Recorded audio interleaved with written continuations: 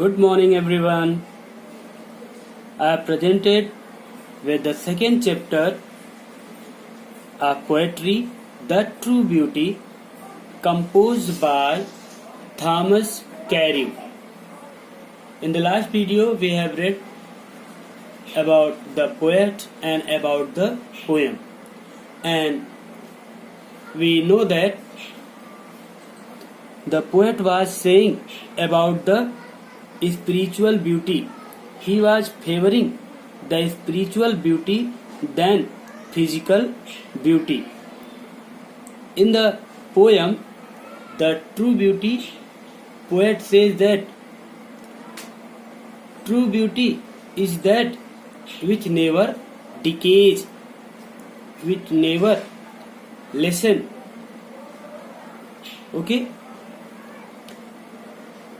So, let us read line by line the poem True Beauty. Okay? Line by line हम लोग इसको read करेंगे. आइए देखते हैं.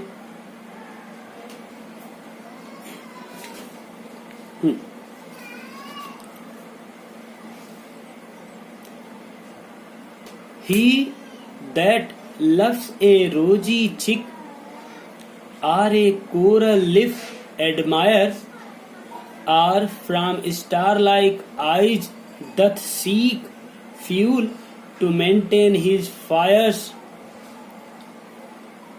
As old times makes these decay, so his flame must waste away. यहाँ से लेकर यहाँ तक वन स्टेंजा हुआ. पहले हम लोग इसको जान लेते हैं.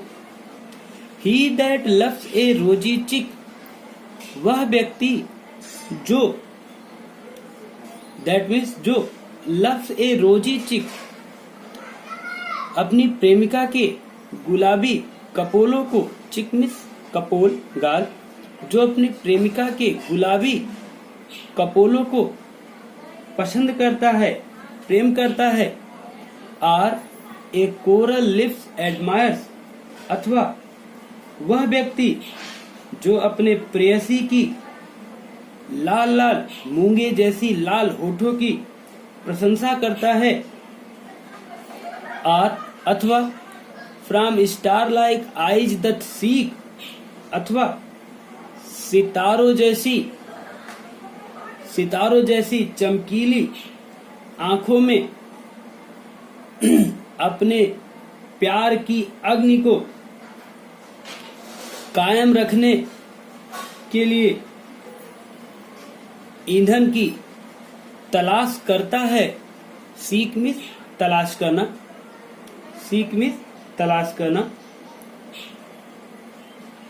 तो ध्यान दीजिए, वह व्यक्ति जो अपने प्रेमिका के गुलाब जैसे चिक कपोल को पसंद करता है, को प्यार करता है, गुलाबी कपोलों को प्यार करता है, अथवा जो व्यक्ति अपनी प्रेमिका की मूंगी जैसी लाल होठों की प्रशंसा करता है, अथवा जो व्यक्ति star like eyes the seek fuel to maintain his fire, अथवा जो व्यक्ति अपने प्रेमिका के सितारों जैसी चमकदार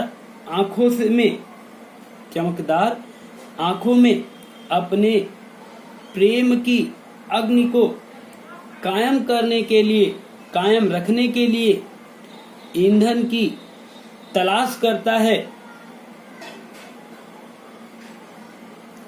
ईंधन की तलाश करता है, उसकी प्रेमाग्नि अवश्य ही समाप्त हो जाएगी.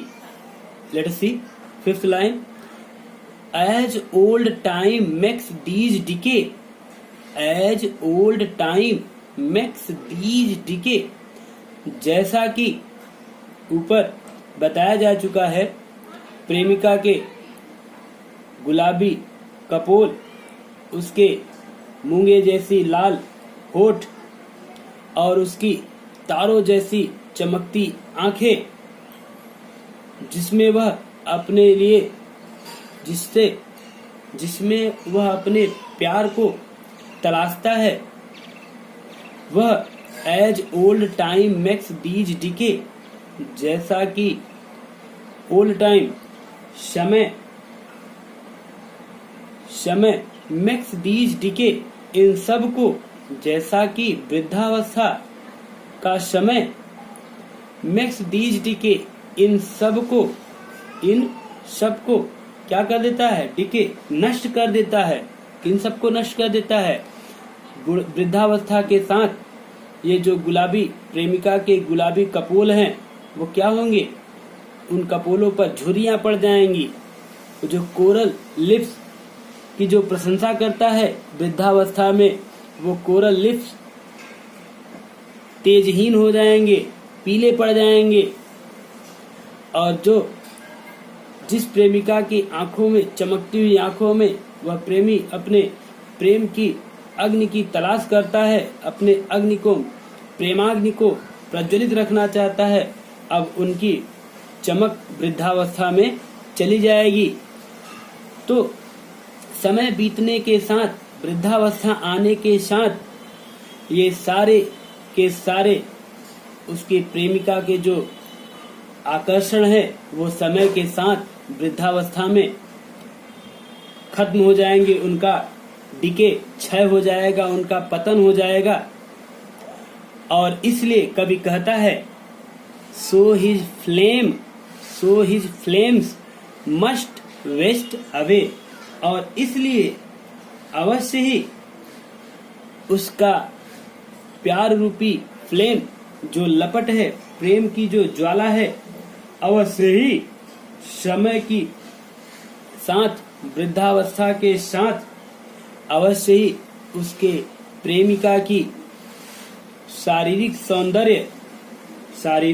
सौंदर्य जो गुलाबी कपोल है, लाल होठ हैं और जो चमकीली सुंदर आंखें हैं, वो समय के साथ क्या हो जाएंगी? नष्ट हो जाएंगी। डिके, नष्ट हो जाएंगी। वेस्ट अवे, वे सभी नष्ट हो जाएंगी। और इसलिए कवि कहता है कि ए मनुष्य, ए प्रेमी, अपनी प्रेमिका के गुलाबी गालों, लाल मूंगे जैसी लाल होठों की प्रशंसा करना बंद कर दो। आप उस चीज की प्रशंसा करो जो सदैव सुंदर रहने वाली है। यह सच्ची सौंदर्य नहीं हो सकती, ये ट्रू ब्यूटी नहीं हो सकती, जो समय के साथ कम होती जाए, वो सच्ची सौंदर्य नहीं हो सकती। थॉमस कैर्यू जी यहाँ पे कहते हैं कि true beauty is that which gives you pleasure day by day. सच्चा सौंदर्य वही है जो आपको दिन प्रतिदिन और अधिक आनंद की प्राप्ति कराए, वही सच्चा सौंदर्य है। आइए इतने का हम लोग एक बार इंग्लिश में जान लेते हैं, जिसको आप रेफरेंस, कॉन्टेक्स्ट और एक्सप्लेनेशन कहते हैं, वो देख लेते हैं।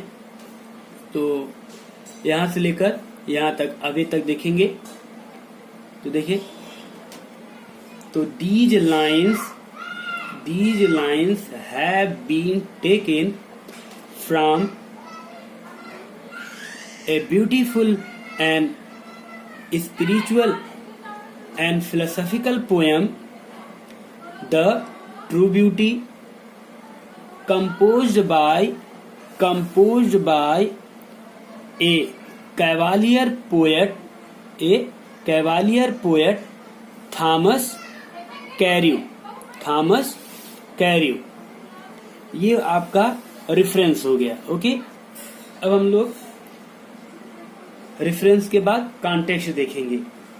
तो यहाँ पे इन 6 लाइन्स में कवि ने क्या बताने की कोशिश की है, क्या बताना चाहता है, उसके बारे में आप वर्णन कर दीजिए 2 लाइन में, वो आपका कॉन्टेक्स्ट हो जाएगा। तो आइए देख लेते हैं।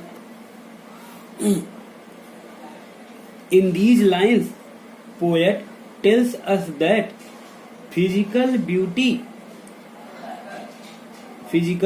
ब्यूटी क्या हो सकता है? मुख्य बात, जो शारीरिक सौंदर्य है वो अपना तेज खो देता है। Physical beauty fades, FADES, fades with the passage of time, PASSAG। तो जो शारीरिक सौंदर्य है वो समय के बीतने के साथ क्या हो जाता है? मुरझा जाता है। ठीक, तो अब एक्सप्लेनेशन देख लेते हैं। आइए एक्सप्लेनेशन देख लीजिए।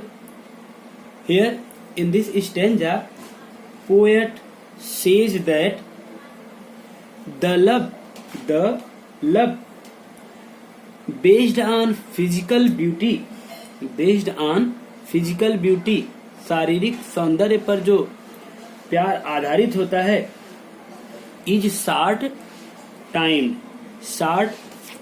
टाइम। ठीक, वो जो शारीरिक सौंदर्य पर प्यार आधारित होता है वो कम समय का होता है। A man, A lover who is attracted by the physical beauty of her beloved, of her lover, very soon gives her desire for her. He loves for her rosy cheeks. He loves for his rosy cheeks. He praises her because of her coral lips. Her lips are as red as gems, coral gems. He keeps the fire of love. Keeps the fire of love alive by the eyes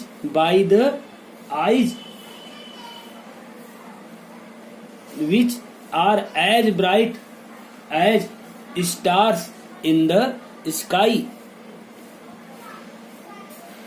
Thus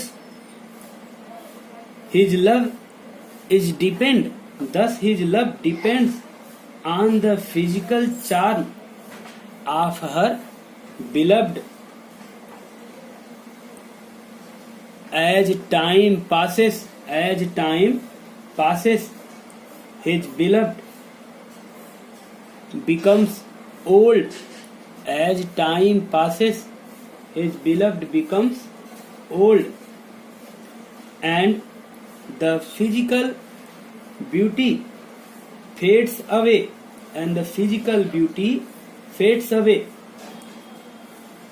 And with change in her physical attraction, his love also comes to an end. Here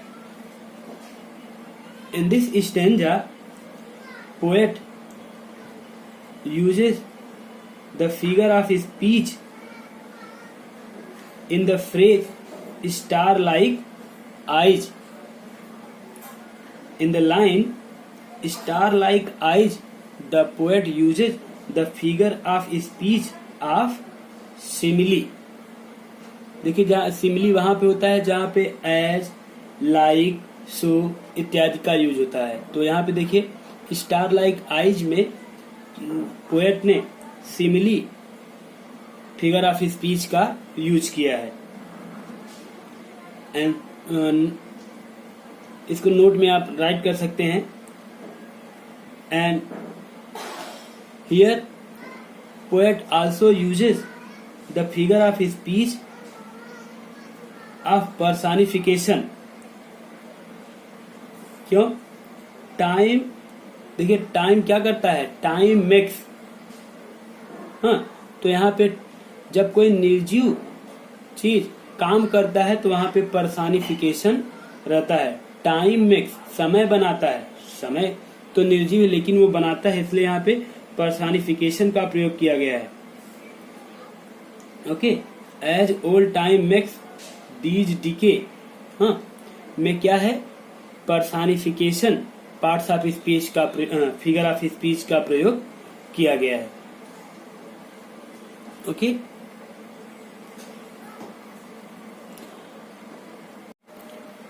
let us read the second stanza of the poem, The True Beauty.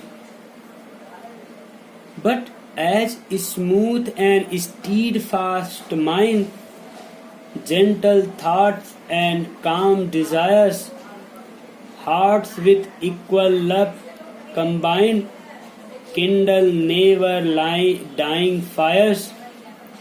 Where these are not, I despise. Lovely cheeks are lips are eyes. Here in this stanza, the poet points out that the love that based on spiritual beauty is everlasting. Is everlasting. In the first stanza, the poet has described the physical beauty. Now in the second stanza, he describes the love based on spiritual beauty, which is everlasting. And in this poem, poet also says that time cannot destroy the spiritual beauty. समय आध्यात्मिक प्यार को कभी खत्म नहीं कर सकता। तो आइए इसको हम पहले हिंदी में जान लेते हैं। But a smooth and stead fast mind, लेकिन, बट मीन्स लेकिन, ए स्मूथ मीन्स सरल, एक सा रहने वाला, एंड स्टीड फास्ट माइंड, और दृढ़ मस्तिष्क, स्टीड फास्ट मीन्स दृढ़, फर्म, माइंड मस्तिष्क, लेकिन एक सा रहने वाला, ए स्मूथ एक सा रहने वाला, एंड स्टीड फास्ट माइंड और दृढ़ मस्तिष्क, जेंटल थॉट्स और ब्यूटीफुल थॉट्स और सुंदर विचार, जेंटल थॉट में सुंदर विचार, एंड काम डिजायर्स और शांत इच्छाएं, डिजायर मीन्स पैशंस, तीव्र इच्छाएं, एंड काम डिजायर्स और शांत इच्छाएं, hearts with equal love combined, और समान इक्वल में समान और समान प्रेम में जुड़े हुए हृदय, और समान प्रेम से जुड़े हुए हृदय, किंडल नेवर डाइंग फायर्स, प्रज्वलित करती हैं कभी न खत्म होने वाली, नेवर डाइंग कभी न खत्म होने वाली, फायर्स प्रेमाग्नि को। Here fire means fire of love, प्रेमाग्नि। Here fire means fire of love, प्रेमाग्नि, तभी अर्थ आएगा। इन द सेकेंड स्टेंजा, दूसरे स्टेंजा में कवि स्पिरिचुअल ब्यूटी का वर्णन करता है और वह कहता है कि लेकिन जो व्यक्ति एक सा रहने वाला और दृढ़ मस्तिष्क वाला और सुंदर विचार वाला और काम डिजायर और शांत इच्छाएं रखने वाला है, hearts with equal love combined, और जिन प्रेमी और प्रेमिका का हृदय समान प्रेम के साथ कंबाइंड जुड़े हुए हैं। समान प्रेम से हृदय जिन प्रेमी प्रेमिकाओं का जुड़ा है। किंडल नेवर डाइंग फायर्स, वे कभी न बुझने वाली प्रेमाग्नि को प्रज्वलित करते हैं। किंडल मीन्स प्रज्वलित करते हैं। एक्साइट, किंडल मीन्स प्रज्वलित करते हैं या प्रेरित करते हैं। Where these are not, and in the last two lines poet describes his own point of view, कभी अपनी दृष्टिकोण बताता है। He says where these are not, जहां पे ये सभी नहीं है, जहां पे समान एक सा रहने वाला विचार नहीं, जहां पे एक सा रहने वाला तथा प्रबल मानसिक संतुलन और सुंदर विचार और शांत इच्छाएं और समान प्यार से दो लोग आपस में नहीं जुड़ते हैं, उसको कभी क्या करता है? डिस्पाइज, हेट्स, उसको कभी हेट करता है, घृणा करता है। जहाँ पे प्रेम समान रूप से नहीं जुड़े होते, ऐसे प्रेम को कभी क्या करता है? डिस्पाइज, तिरस्कार करता है, हेट्स, घृणा करता है ऐसे प्रेम को। जो आपसी समझौते के साथ प्रेम न हुआ हो, वो उस प्रकार के प्रेम को कभी पसंद नहीं करता। Lovely cheeks are lips are eyes, तो चाहे कितने भी सुंदर कपोल हो, लिप्स हो, होठ हो और आंखों की वह प्रशंसा नहीं करता, वह उनको घृणा करता है। आइए फिर से देख लेते हैं। But a smooth and stead fast mind, लेकिन एक सा रहने वाला एंड स्टीड फास्ट माइंड और दृढ़ मस्तिष्क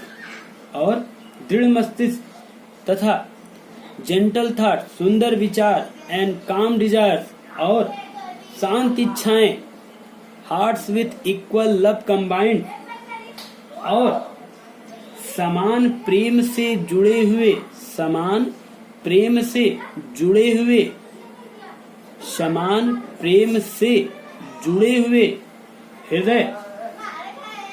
हृदय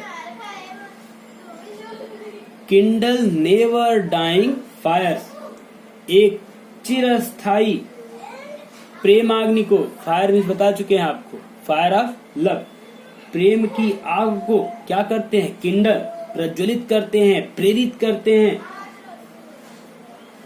और ऐसा प्रेम कभी भी मरता नहीं है। ऐसे प्रेम को समय कभी भी मार नहीं सकता, समय कभी भी ऐसे प्रेम को कम नहीं कर सकता।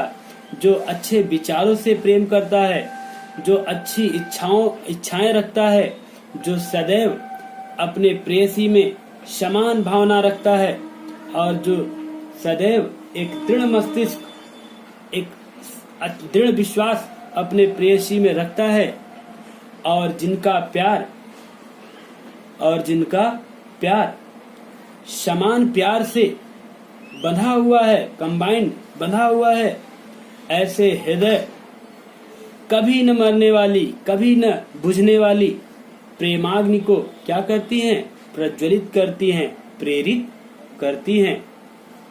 इन the last two lines, where these are not, और जहां पर ये सभी नहीं हैं, और जहां पे ये सभी नहीं हैं, I despise, poet says that he hates, वह इन्हें नापसंद करता है, वह ऐसे प्रेम को घृणा करता है।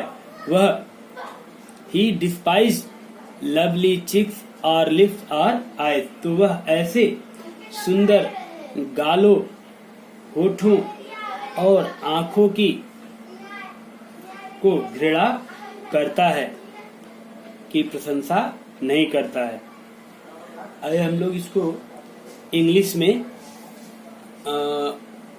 रेफरेंस कॉन्टेक्स्ट के रूप में जान लेते हैं।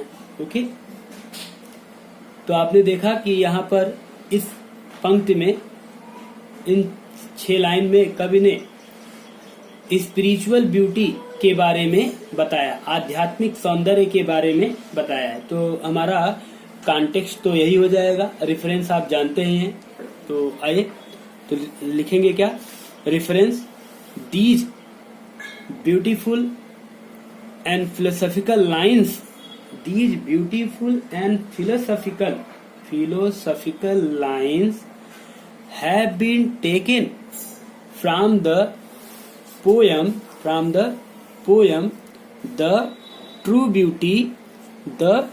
Beauty, composed by one of the Cavalier poets। Adjective लगाएंगे, ध्यान रखिएगा, ताकि एग्जामिनर पर आपका इम्प्रेशन पड़े। एडजेक्टिव लगाना बहुत जरूरी है, ठीक। One of the cavalier poets Thomas Carew. और जैसा कि आप यहाँ पे हम आपको बता ही चुके हैं कि कॉन्टेक्स्ट में क्या होगा। तो कॉन्टेक्स्ट में आप क्या लिखेंगे, हेडिंग डालेंगे context. In these lines poet tells us that love based on spiritual beauty is everlasting, and time cannot destroy spiritual beauty, ये हो गया आपका कॉन्टेक्स्ट। एक्सप्लेनेशन आप लोग जो अभी हिंदी में जाने हैं उसी को आप इंग्लिश में ट्रांसलेट करके आप लिख देंगे बढ़ा चढ़ा कर, तो भी आपका काम हो जाएगा। ओके, तो आइए देख लेते हैं एक्सप्लेनेशन में क्या करेंगे आप। Here poet says that the moral qualities are necessary for true beauty. Moral qualities are necessary for true beauty. नैतिक गुण सच्चे प्रेम के लिए, सच्चे सौंदर्य के लिए नैतिक गुण होना अति आवश्यक है। Okay, moral qualities are necessary for true beauty. In the poem poet praises the beauty of mind and beauty of soul. Beauty of mind and soul बात एक ही है। कवि मन और आत्मा के सौंदर्य की प्रशंसा करता है। A woman who has constant and firm mind possesses true beauty. वह व्यक्ति या वह महिला जिसमें कांस्टेंट दृढ़ मन है, जो दृढ़ मन को रखता है, वह सच्चा सौंदर्य रखती है। और क्या कहते हैं, gentle thoughts and the lady who had gentle thoughts, peaceful desires combined with love. और पीसफुल शांत इच्छाएं जो प्यार से बंधी होती हैं, नेवर